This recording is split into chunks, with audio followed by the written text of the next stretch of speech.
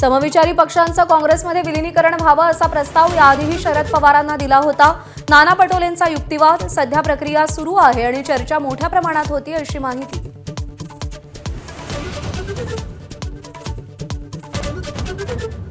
आमदार रोहित पवारांचं आज पंढरपुरात अन्नत्याग आंदोलन, शेतकऱ्यांना वाढीव कर्जमाफी देण्याची मागणी। तर आंदोलनाच्या जागेवरून रोहित पवार आणि प्रशासन आमने सामने।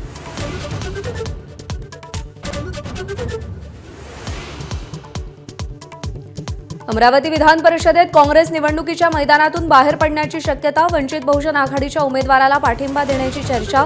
तर हर्षजित देशमुख निवडणूक लढवण्यावर ठाम।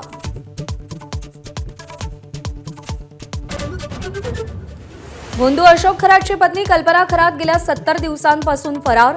शिर्डीतील बेकायदेशीर जमीन खरेदी प्रकरणी गुन्हा दाखल, शोधासाठी पोलिसांची 2 विशेष पथकं।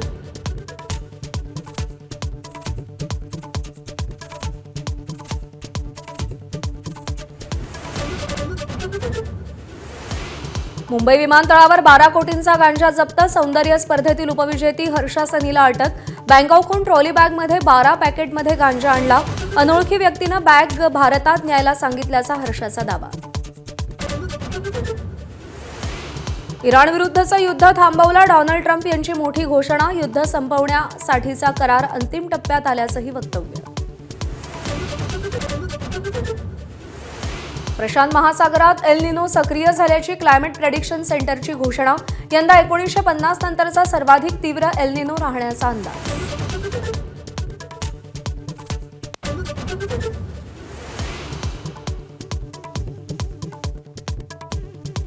स्टँडअप कॉमेडियन प्रणित मोरेला राष्ट्रीय महिला आयोगाची ही नोटीस। काल मुंबईमध्ये गुन्हा दाखल, महिलांप्रती अनादरयुक्त कॉमेडी केल्यानं प्रणित मोरे अडचणीत।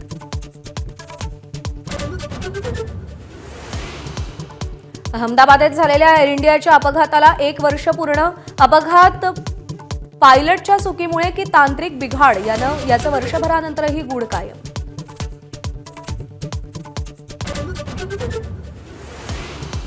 कोल्हापूरच्या अंबाबाईच्या मंदिरावर 1.5 किलो सोन्याचा कळस बसवला। गोव्याचे माजी मुख्यमंत्री प्रतापसिंग राणे यांच्याकडून कळस अर्पण, कळसाची 2.5 ते 3 कोटी रुपये किंमत।